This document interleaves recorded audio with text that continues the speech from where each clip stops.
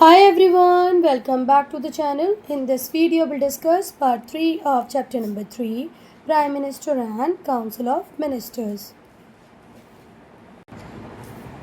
बेटा पार्ट 2 का वीडियो यहाँ पर हमने एंड किया था। यहाँ तक हम पार्ट 2 में डिस्कस कर चुके हैं। पार्ट 3 हम इस टॉपिक से स्टार्ट करेंगे, prime minister and the cabinet. तो बेटा जो फर्स्ट पॉइंट है वो ये कह रहा है कि कैबिनेट जो होता है उसके लीडर कौन होते हैं बेटा? Prime minister.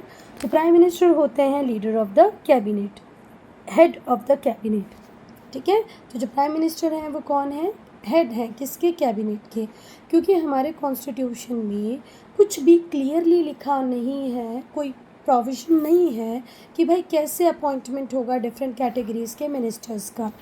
ठीक है, इसकी पूरी लिबर्टी प्राइम मिनिस्टर को दी गई है कि वो कैबिनेट रैंक में किसको रखना चाहता है, किसको मिनिस्टर ऑफ स्टेट बनाना चाहता है, किसको डेप्यूटी मिनिस्टर बनाना चाहता है। This entirely dependent on home? Prime minister. Prime minister को अपने हिस्से की लिबर्टी इस केस में मिली हुई है। डिफेंस मिनिस्टर कौन बनेगा, फाइनेंस मिनिस्टर कौन बनेगा, ये पूरी तरीके से किस पर डिपेंड करता है बेटा? प्राइम मिनिस्टर पर डिपेंड करता है। तो जो हमारे प्राइम मिनिस्टर हैं उन्हें पूरी लिबर्टी मिली हुई है इस मैटर में डिसीज़न लेने की, डिसाइड करने की। ठीक है। Second, power to allocate portfolios. Defence minister कौन बनेगा, फाइनेंस मिनिस्टर कौन बनेगा, किसको कौन सा पोर्टफोलियो देना है, ये पूरी तरीके से किस पे डिपेंड करता है? पीएम पे डिपेंड करता है। इवन वो रीशफल भी कर सकते हैं काउंसिल ऑफ मिनिस्टर्स को। जैसे पहले स्मृति ईरानी एचआरडी मिनिस्टर बनी, फिर टेक्सटाइल मिनिस्टर बनी, पहले राजनाथ सिंह होम अफेयर्स हुआ करते थे, है ना, फिर वो डिफेंस मिनिस्टर बन गए। तो ये रीशफलिंग चलती रहती है। तो बेटा समझ में आया कि पहले राजनाथ सिंह कौन थे? गृह मंत्री हुआ करते थे, होम अफेयर्स मिनिस्ट्री उनके पास थी, पर अब वो डिफेंस मिनिस्टर बन गए हैं। क्लियर है? पहले डिफेंस मिनिस्ट्री निर्मला सीतारमण के पास थी, जो आज फाइनेंस मिनिस्टर बन गई हैं। तो हमारे जो प्राइम मिनिस्टर होते हैं वो डिपार्टमेंट्स को एलोकेट भी कर सकते हैं, डिफरेंट मिनिस्टर्स को उनके पोर्टफोलियो दे सकते हैं, बाद में चाहे तो उसे रीशफल भी कर सकते हैं। ठीक है। थर्ड है power to select and dismiss minister. जो प्राइम मिनिस्टर होते हैं वही चूज़ करते हैं मिनिस्टर्स को, और उनके पास ये भी पावर होती है कि वो उन्हें डिसमिस भी कर पाएँ। तो किसको कौन सा कैबिनेट मिलेगा, किस व्यक्ति को सिलेक्ट करना है, किस व्यक्ति को डिसमिस करना है, it's entirely dependent on prime minister. बेटा जब भी प्राइम मिनिस्टर को ऐसा लगेगा ना कि कोई मिनिस्टर कुछ गलती कर रहा है तो वो उससे उसका रेजिग्नेशन मांग सकते हैं। एरिंग मतलब कुछ गलत करना, गलतियां करना। He she can ask an erring minister, वो मिनिस्टर जिसने कुछ गलतियां की हैं उससे रेजिग्नेशन मांग सकते हैं। फोर्थ पॉइंट है power to direct and coordinate policy. बेटा जो प्राइम मिनिस्टर होते हैं वही कोऑर्डिनेट करते हैं डिफरेंट डिपार्टमेंट्स की वर्किंग को, और इसी वजह से हम देखते हैं कि पूरा एडमिनिस्ट्रेशन प्रॉपर चल पाता है। अगर प्राइम मिनिस्टर को वहाँ से हटा लिया जाए तो हर डिपार्टमेंट काम तो करेगा, पर कुछ भी पॉजिटिव आउटकम्स हमें देखने को नहीं मिलेंगे क्योंकि उनके बीच में कोऑर्डिनेशन नहीं होगा। तो जो प्राइम मिनिस्टर है वो कोऑर्डिनेट करते हैं डिफरेंट डिपार्टमेंट्स की वर्किंग को, so that administration is carried on smoothly, जिससे कि एडमिनिस्ट्रेशन सही से चल पाए। कुछ क्रिटिकल मैटर्स ऐसे होते हैं जैसे foreign defence, economic, technological affairs, वहाँ पर इनका रोल ज़्यादा इम्पॉर्टेंट हो जाता है क्योंकि ये पॉलिसी मेकिंग में भी एक इम्पॉर्टेंट रोल प्ले करते हैं। तो बेटा इस बात को बहुत ज़्यादा ध्यान में रखना कि डिफेंस से रिलेटेड जितनी भी पॉलिसीज़ बनेंगी उसमें प्राइम मिनिस्टर का एक इम्पॉर्टेंट रोल होगा। ठीक है। फॉरेन अफेयर्स की जब भी हम बात करेंगे तो उसमें भी एक इम्पॉर्टेंट रोल प्राइम मिनिस्टर का होगा। Then resignation of the prime minister. जो प्राइम मिनिस्टर होते हैं जब भी बेटा वो रिज़ाइन करेंगे तो उनके रेजिग्नेशन का मतलब यही होता है कि पूरा कैबिनेट रिज़ाइन करेगा। ठीक, कोई बात। जो प्राइम मिनिस्टर का रेजिग्नेशन होता है वो किस बात को दिखाता है कि भाई पूरा के पूरा कैबिनेट रिज़ाइन कर चुका है। ठीक है, प्राइम मिनिस्टर अकेले रेजिग्नेशन नहीं दे सकते, पूरा कैबिनेट रिज़ाइन करेगा प्राइम मिनिस्टर के साथ। अब हम पढ़ेंगे prime minister inside the parliament. तो प्राइम मिनिस्टर कौन होते हैं बेटा? लोकसभा के भी लीडर होते हैं। एज द प्राइम मिनिस्टर क्या है? प्राइम मिनिस्टर लीडर है मेजॉरिटी पार्टी का। जैसे अभी सरकार एनडीए की है और जिसमें भी सबसे ज़्यादा सीट्स किसको मिली हैं? बीजेपी को मिली हैं। तो इस पूरे एनडीए का लीडर कौन है? प्राइम मिनिस्टर है। तो उसे क्या भी कहा जाता है? Leader of the house. तो प्राइम मिनिस्टर को आप क्या कह सकते हो? लीडर ऑफ लोकसभा, क्योंकि प्राइम मिनिस्टर किस पार्टी से बनता है बेटा? वो पार्टी जिसको मेजॉरिटी में सीट्स मिली हो। सेकेंड है बेटा, जो हमारे प्राइम मिनिस्टर हैं वो स्पोक्स पर्सन है पूरी सरकार के। तो सरकार के वक्ता कौन होते हैं? Prime minister. जो प्राइम मिनिस्टर होते हैं वो चीफ स्पोक्स पर्सन होते हैं, मुख्य वक्ता होते हैं, है ना? किसके? गवर्नमेंट के। कहाँ पर? पार्लियामेंट में। सरकार को रिप्रेजेंट करने का काम, सरकार की तरफ से बोलने का काम किसका ही होता है? प्राइम मिनिस्टर का होता है। जितने भी इम्पॉर्टेंट अनाउंसमेंट होते हैं नेशनल पॉलिसीज़ को लेकर के, वो सब हाउस के फ्लोर पर कौन अनाउंस करता है? हमारे प्राइम मिनिस्टर। तो प्राइम मिनिस्टर लीडर होंगे लोकसभा के, साथ ही साथ ये स्पोक्स पर्सन होंगे किसके? गवर्नमेंट के। बेटा अब हम पढ़ेंगे third point, defender of government policies. बेटा जितनी भी गवर्नमेंट पॉलिसीज़ होती हैं उनको भी डिफेंड कौन ही करते हैं? Prime minister. जब किसी मिनिस्टर के ऊपर कोई बात आएगी, उस पॉलिसी के ऊपर कोई बात आएगी जो सरकार ने बनाई होगी, तो प्राइम मिनिस्टर उसे डिफेंड करेंगे। ठीक है, तो प्राइम मिनिस्टर डिफेंडर की तरह काम करते हैं सरकार के लिए। जब भी कोई पॉलिसी, जब भी कोई मिनिस्टर अंडर अटैक होगा पार्लियामेंट के अंदर, जब उस पर बहुत सारे क्वेश्चंस पूछे जा रहे होंगे, तो प्राइम मिनिस्टर डिफेंड करेंगे, है ना, उस मिनिस्टर को, उस पॉलिसी को। जो भी इशू उसमें इन्वॉल्व होगा उसके लिए प्राइम मिनिस्टर आंसरेबल होंगे। Then fourth point, intervention in case of controversial issues. बहुत सारे इश्यूज़ ऐसे होते हैं बेटा पार्लियामेंट में जो थोड़े कंट्रोवर्शियल इश्यूज़ होते हैं।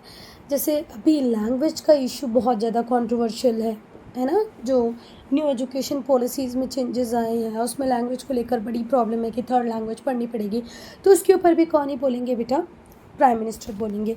तो बहुत सारे कंट्रोवर्शियल इश्यूज़ हैं, जैसे language issue, centre state relationship, price rise, atrocities जो अत्याचार औरतों पे हो रहे हैं वो, ठीक है, जिसमें मेंबर अपने टेम्पर को लूज़ कर जाते हैं। अगर कोई अगली सिचुएशन अराइज होती है, कुछ ऐसा पार्लियामेंट में होता है जो पार्लियामेंट की डिग्निटी को हार्म करता है, तो ऐसे मैटर को जनरली एंड किया जाता है प्राइम मिनिस्टर के इंटरवेंशन से ही। It is the duty of prime minister to intervene in a very proper way and to resolve the issue as and when such type of issue arises. कितनी बार होता है बेटा, कुछ अगली सिचुएशंस आ जाती हैं जिसको हैंडल कौन ही करते हैं? Prime minister. नेक्स्ट बेटा अब हम पढ़ेंगे prime minister as leader of the nation. जो प्राइम मिनिस्टर होते हैं वो नेशन के भी लीडर होते हैं। हमारे जो प्राइम मिनिस्टर होते हैं बेटा वो पूरे नेशन को रिप्रेजेंट करते हैं।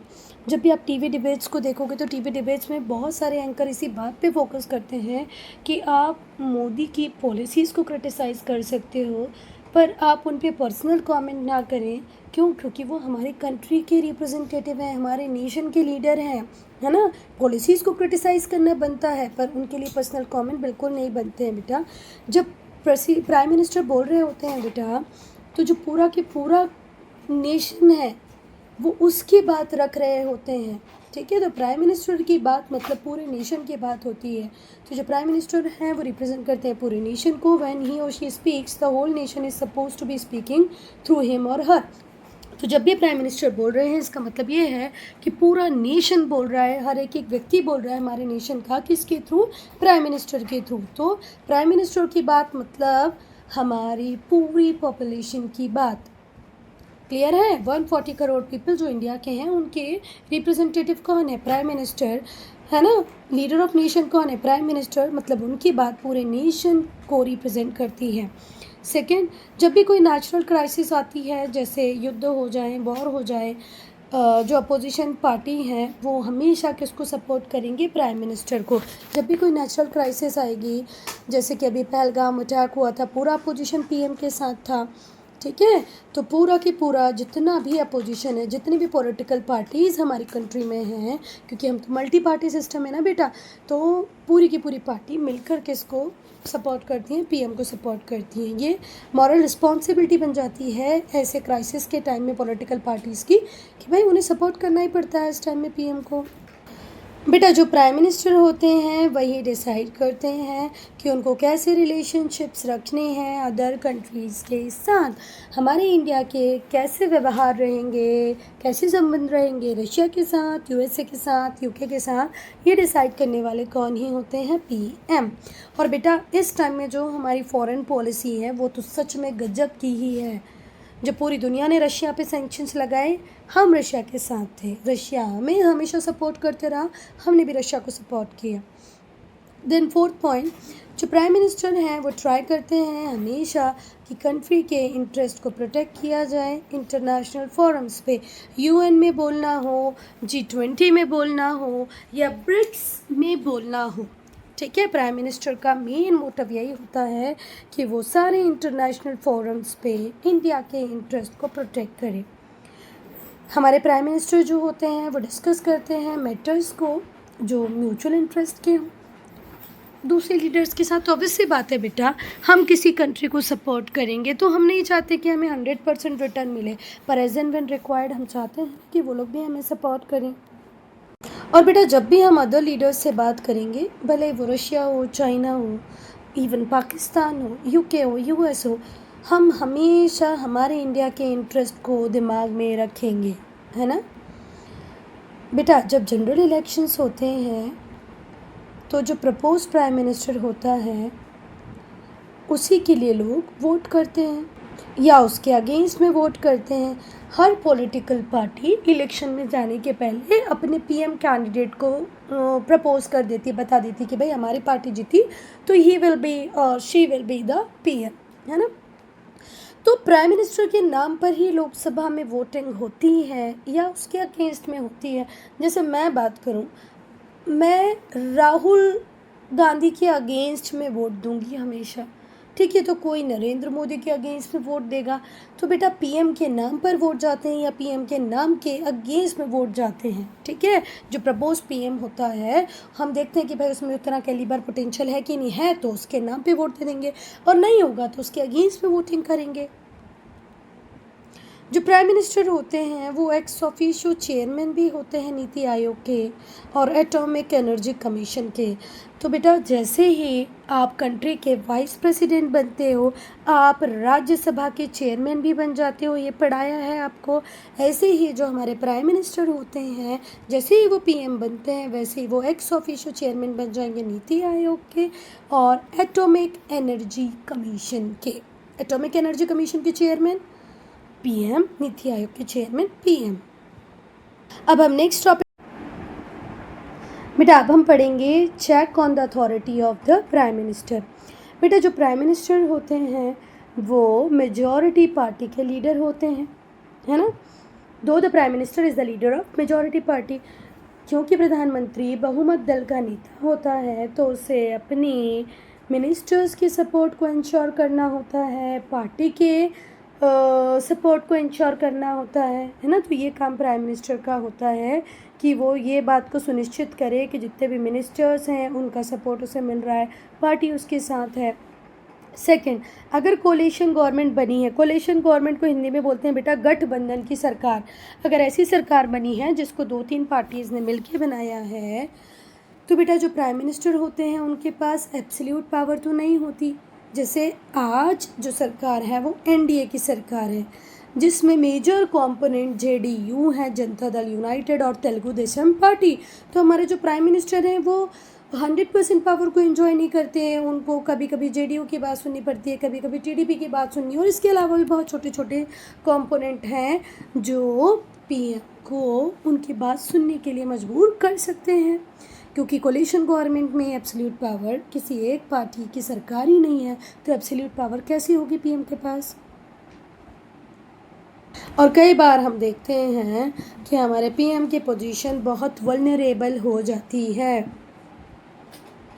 और सच में बेटा दयनीय स्थिति हो जाती है जब कोलिशन सरकार बनती है। जब कोलिशन में एक पार्टी बहुत ज़्यादा वो सीट्स ना लाए और फिर भी वो मिलजुल के सरकार बना लेना, तो बहुत प्रॉब्लम आती है। अटल बिहारी वाजपेयी जो कि एक सशक्त नेता थे, उनकी पहली सरकार सिर्फ 13 दिन में गिर गई थी और दूसरी 13 मंथ्स में गिर गई थी। थर्ड टर्म जरूर उन्होंने 5 ईयर का पूरा किया, पर अगर आपसे पूछा जाए 13 महीने सरकार किसने चलाई या 13 दिन सरकार किसने चलाई, तो वो अटल बिहारी वाजपेयी थे। और ऐसा क्यों हुआ? क्योंकि वो गवर्नमेंट कोलिशन की होती थी। हर व्यक्ति जो कोलिशन पार्टनर होता था बोलता था मुझे ये पोर्टफोलियो दे दो, ये दे दो, नहीं देते थे तो वो समर्थन खींच लेते थे। अपोजिशन पार्टीज़ हमेशा इस ताक में बैठी रहती हैं, हमेशा एक मौके, एक चांस की तलाश में होती है कि कुछ ऐसा हो जाए कि हम आलोचना करने लगें, क्रिटिसाइज़ करने लगें पीएम को। तो ये काम ही है अपोजिशन का कि to criticize policies made by PM. तो वो तो बिल्कुल मौके की तलाश में ही रहते हैं बेटा। नेक्स्ट है जो प्रेस है और जो पब्लिक ओपिनियन है, वो भी इफेक्टिव चेक की तरह काम करता है। किस पे? प्राइम मिनिस्टर की अथॉरिटी पे। मतलब मीडिया का भी एक प्रॉपर चेक होता है, पब्लिक पीएम के साथ है कि नहीं है, तो ये भी कुछ चीज़ें हैं जो मैटर करती हैं। अब हम बात करेंगे बेटा कलेक्टिव रिस्पॉन्सिबिलिटी की। तो जो आर्टिकल 75(3) है हमारे कॉन्स्टिट्यूशन का, आर्टिकल 75(3) जो है हमारे कॉन्स्टिट्यूशन का, वो कहता है कि जो काउंसिल ऑफ मिनिस्टर होते हैं वो कलेक्टिवली रिस्पॉन्सिबल होते हैं हाउस ऑफ पीपल के लिए, मतलब लोकसभा के लिए। जो कलेक्टिव रिस्पॉन्सिबिलिटी होती है वो होती है मिनिस्टर्स की, ठीक है। सारे मिनिस्टर्स लोकसभा के लिए कलेक्टिवली रिस्पॉन्सिबल होते हैं। ऐसा कौन सा आर्टिकल कहता है? 75(3) किसका? कॉन्स्टिट्यूशन का। जो प्रिंसिपल है कलेक्टिव रिस्पॉन्सिबिलिटी का, वो क्या कहता है कि बेटा जो डिसीज़न लिए जाएंगे कैबिनेट की मीटिंग में वो इक्वली एप्लीकेबल होंगे सारे मिनिस्टर्स के लिए, ठीक है। The decisions taken in the meeting of the cabinet are equally applicable to all ministers. कई बार ऐसा हो सकता है कि कुछ मिनिस्टर्स डिफ़र करते हों किसी पर्टिकुलर पॉलिसी को लेके, कि 4 मिनिस्टर बोल रहे हैं डिमोनेटाइजेशन होना चाहिए, 2 बोल रहे हैं डिमोनेटाइजेशन नहीं होना चाहिए, पर कैबिनेट ने अगर डिसीज़न लिया है तो उस डिसीज़न को सारे मिनिस्टर्स को मानना ही होगा। दूसरा, जितने भी मिनिस्टर होते हैं वो जॉइंटली शेयर करते हैं रिस्पॉन्सिबिलिटी को regarding what? Regarding government policies, government performance, सरकार कैसा परफॉर्म कर रही है, सरकार की पॉलिसीज़ कैसी बन रही हैं, वो कैसी हैं, इसके लिए सारे के सारे मिनिस्टर्स की रिस्पॉन्सिबिलिटी होती है। जो मिनिस्टर्स होते हैं उन्हें एक टीम की तरह काम करना पड़ता है, गवर्नमेंट पॉलिसी को सपोर्ट भी करना होता है, डिफेंड भी करना होता है। अगर एक बीजेपी की सरकार में जितने कैबिनेट मिनिस्टर हैं वो एक पॉलिसी को लेके अलग अलग तरीके से सोचेंगे, अलग अलग तरीके से बोलेंगे, तो ऑब्वियस ही बात है काम प्रॉपर नहीं हो पाएगा। तो इनसाइड भी और आउटसाइड भी पूरे कैबिनेट की, पूरे काउंसिल ऑफ मिनिस्टर्स की एक ही आवाज़, एक ही बात, एक ही मत होना चाहिए। अगर वो डिफ़र भी करते हैं तो उस डिफरेंस को वोकल होकर उन्हें किसी के सामने रखना नहीं है। थर्ड सबसे इम्पॉर्टेंट पॉइंट, अगर वोट ऑफ नो कॉन्फिडेंस पास हो गया किसी मिनिस्टर के अगेंस्ट में तो पूरी की पूरी मिनिस्ट्री जाएगी, ठीक है। फिर से ध्यान से सुनो बेटा, अगर किसी एक पर्टिकुलर मिनिस्टर के खिलाफ नो कॉन्फिडेंस साइन हो गया तो ये माना जाएगा कि पूरी मिनिस्ट्री के अगेंस्ट में आया है ये no confidence motion. Such a ministry that has lost the confidence of the Lok Sabha has to resign. और ऐसी मिनिस्ट्री जिसमें लोकसभा का कॉन्फिडेंस ही नहीं है या जिसने कॉन्फिडेंस को लॉस्ट कर दिया है लोकसभा में, उसे रिज़ाइन करना ही पड़ेगा। एक मिनिस्टर के खिलाफ भी अगर नो कॉन्फिडेंस मोशन आया, नो कॉन्फिडेंस पास हो गया, वोट ऑफ नो कॉन्फिडेंस पास हो गया, तो पूरी की पूरी मिनिस्ट्री के खिलाफ इसे समझा जाएगा। और ऐसी मिनिस्ट्री जिसने कॉन्फिडेंस खो दिया है उसे लोकसभा में रिज़ाइन करना ही पड़ेगा। बेटा अब हम पढ़ेंगे इंडिविजुअल रिस्पॉन्सिबिलिटी को। तो जो मिनिस्टर होते हैं वो इंडिविजुअली भी रिस्पॉन्सिबल होते हैं बेटा प्रेसिडेंट के लिए। वो जो भी ऑफिस को होल्ड करेंगे, ठीक है, उससे उसे डिसमिस किया जा सकता है। और डिसमिस करेंगे कौन? प्रेसिडेंट। पर किसकी एडवाइस पे? प्राइम मिनिस्टर की एडवाइस पे, ठीक है। भले ही उस मिनिस्टर पे लेजिस्लेचर का कॉन्फिडेंस हो, देन टू अगर प्रेसिडेंट प्राइम मिनिस्टर की बात सुन के उसे डिसमिस करना चाहेंगे तो वो कर सकते हैं। बेटा जितने भी मिनिस्टर होते हैं, हर मिनिस्टर आंसरेबल है पार्लियामेंट के लिए, ठीक है, उस डिपार्टमेंट के लिए जिसका कंट्रोल उसके पास है। बेटा ये उसका ऑब्लिगेशन है कि वो हर उस क्वेश्चन को आंसर करे जो उससे पूछे गए हैं पार्लियामेंट में, किसके द्वारा, मेंबर ऑफ पार्लियामेंट के द्वारा। बेटा अब डिफेंस से रिलेटेड कोई क्वेश्चन पूछना है तो आप राजनाथ सिंह से पूछेंगे, होम अफेयर्स से रिलेटेड कोई क्वेश्चन है तो आप अमित शाह से पूछेंगे। तो बेटा ये पर्टिकुलर मिनिस्टर्स की ये रिस्पॉन्सिबिलिटी होती है कि वो एमपी द्वारा पूछे गए हर क्वेश्चन को आंसर करे regarding the functioning of his और हर डिपार्टमेंट, कोई फंक्शन कैसे काम कर रहा है, कैसे काम नहीं कर रहा है, उसके लिए मिनिस्टर्स की रिस्पॉन्सिबिलिटी बनती है कि वो एमपी को जवाब दें उसके द्वारा पूछे गए क्वेश्चन को। बेटा ये हर मिनिस्टर की खुद की रिस्पॉन्सिबिलिटी होगी, अगर उससे खुद से कोई गलती होती है, कोई पर्सनल लैप्स हो जाता है, कोई मिस्टेक हो जाती है तो वो आंसरेबल है।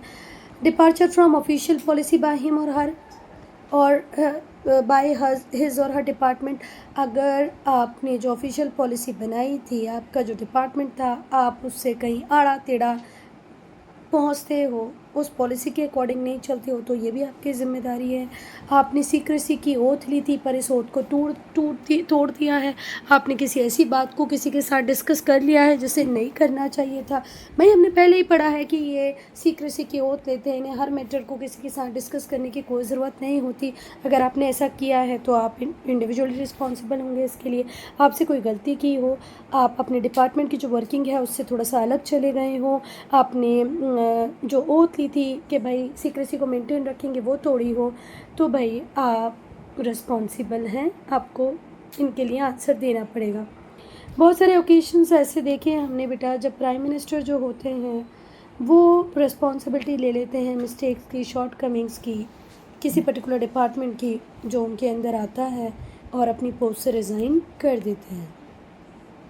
तो बेटा ये वीडियो यहीं पर होता है एंड कोई डाउट है, कोई प्रॉब्लम है तो कमेंट सेक्शन में लिखो। आप वीडियो फॉर्मेट में कोई चेंज चाहते हो तो कमेंट सेक्शन